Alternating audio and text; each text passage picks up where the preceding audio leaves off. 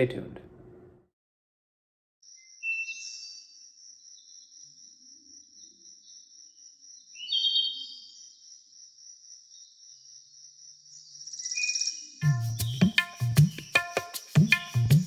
Hello, welcome to an Animal Kingdom theme park review.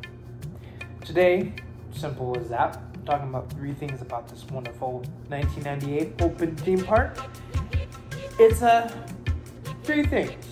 1,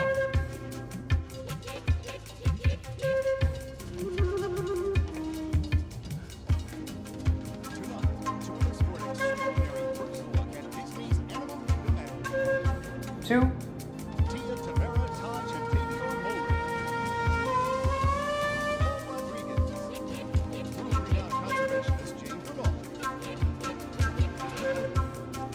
three.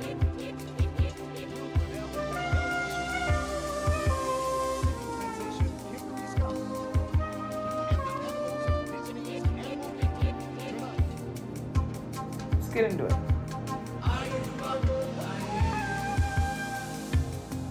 What can we possibly take away from a park that was essentially made to, be this? It's everything that makes a life a life. The joy, the struggle, the loss, the triumph, the love, the dreams that make life worth living. When I say life, I mean that. In terms of something that was made to be essentially kind of not what Disney's used to doing. It's kind of crazy to say that due to the fact that a lot of things need be are a result of this park.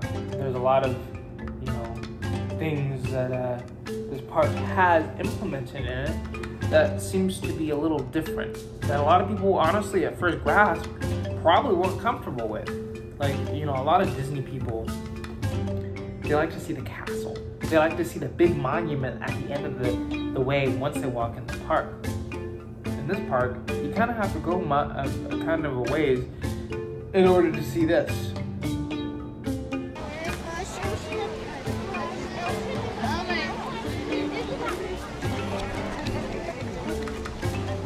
So what does that bring me to in the first one? 1.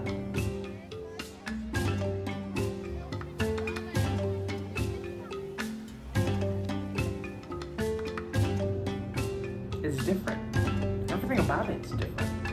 The very layout of the park is different. The very way it's set up is different. The cultures that they implement, different. Everything that this park is different.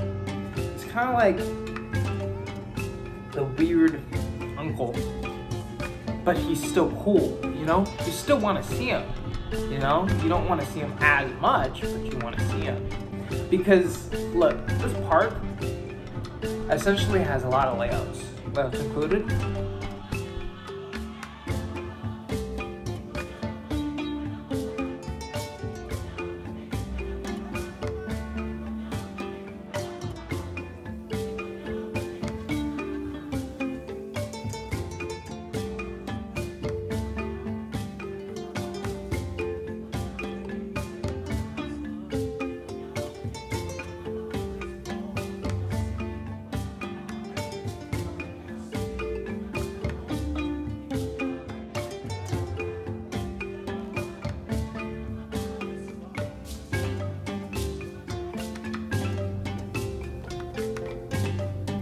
And that being said, it's a kind of a big deal in terms of everything you've been seeing up until this point. And Animal Kingdom, well, it's that reason entirely. It's different for that reason entirely. It's almost like it's made to be that way. But a lot of people don't like the park for what it is, and that's fine, but I find it quite enamoring. The idea of walking around Africa, Asia, Dinoland USA, the different things inside Dinoland USA, the different things inside these other lands, the Kilimanjaro safaris, dinosaur. It's a very weirdly set up land, but honestly, if you really think about it, everything in a Disney park is weirdly set up. In Disneyland, it's like pirates, but then it's like princesses, and then for some reason space adventurers, then like jazz quarter. It's a very weird jumbled up mix of things. But no, I get it, Logan, you're right. Maybe that's the case, but like Animal Kingdom, Avatar,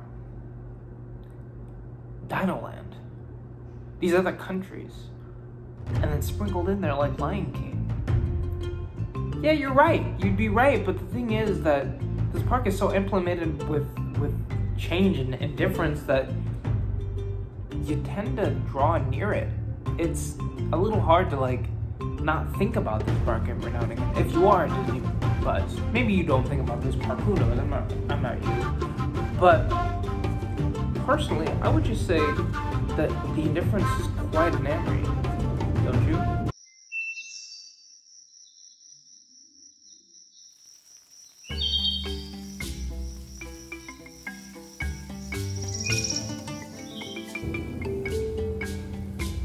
The second thing is it's endearing for what it is.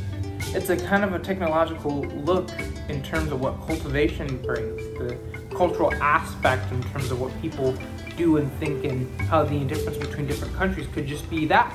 The indifference. The difference between different countries is what's implemented in this park.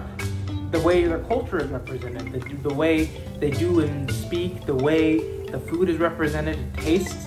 Everything implemented is simply done in a way that makes it seem so endearing. Now, this Animal Kingdom park happens to have that build of understanding that it's okay to be endearing with that sense of, technicality for your culture. And understand what's comfortable for you may not be comfortable for somebody else. But I think that's what this park shows, is the ability to know exactly how and when and where this said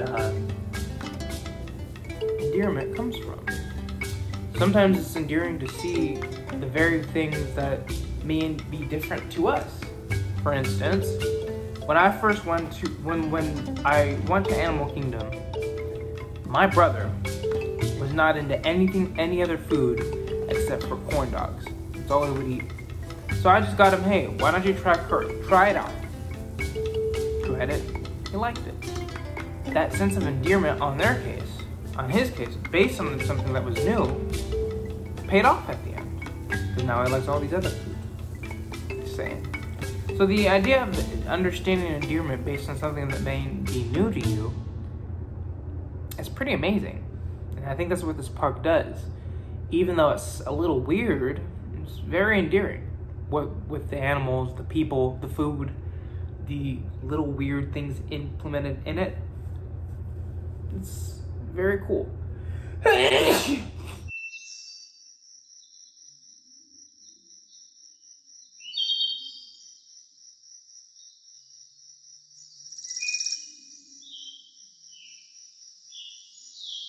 Number 3, as you may have seen, it's a huge advancement in terms of the step of Disney. It's looking literally in the lens of what actually could be a huge future in the bounding nature of Disney in terms of theme parks. Now, theme parks now, probably not in the best shape, in the best light, but, I mean, that doesn't necessarily mean that they don't have that lay at all. This park represents the lay of what is done for a purpose. And this artistic way of looking at a theme park is important. That everything that is done, mostly I think, is done for a purpose. You look at the Tree of Life, you see a little carvings of animals in the Tree of Life. You look at the way, certain people talk to you. It's a very customer service and guest-friendly way of talking, except it's in the way that they would express it. So at the end of the day, I think this park seems to show what's important about the life we live as people who are indifferent to other people's culture and way of speaking, way of manners, and everything in between. But what does that all mean for you and me? Well, it's everything that makes a life a life. The joy, the struggle, the loss, the triumph, the love, the dreams that make life worth living. When I say life, I mean that. that is here. Animal Kingdom has changed a lot since it first opened 20 years ago. It's bigger, with more attractions, with new faces, and with greater wisdom about itself and what it has to say. But Disney's Animal Kingdom is founded on unchanging values. The value of nature itself as a treasure that cannot be traded, and the value of adventure, of the great change that happens when we step out into something new, something unfamiliar. The value of a personal call to action. That a story told by Disney can be a story about you, and what you think, and what you are going to do. These things will never change. They come from the animals. And like the animals, they are the heart and soul of this place. We're very fond of calling ourselves magicians. You hear that all the time, referring to the craft that we do as a kind of magic.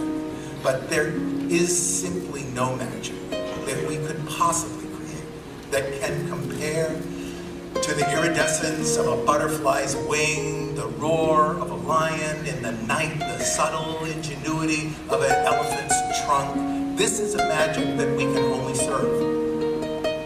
It's the greatest magic of all, which is this magic of the living world around us, the magic of nature. Disney's Animal Kingdom is under its spell, as it has been for 20 years, and I hope it will be for 20 times 20 more to come.